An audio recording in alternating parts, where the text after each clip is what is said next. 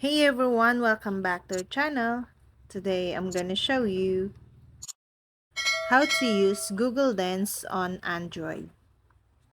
Lens supports a lot of neat features.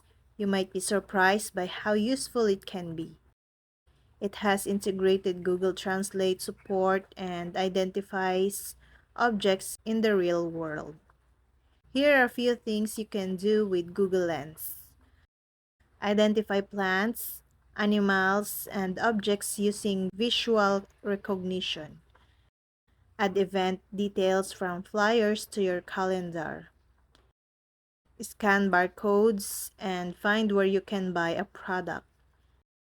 And translate foreign languages.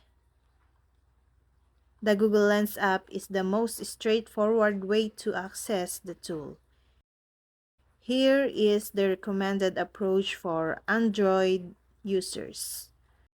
Download and open the Google Lens app. Accept the permissions for access to your camera and save photos. To use Lens with your live camera, tap the camera icon. To use Lens with a saved picture, scroll through your gallery and select one.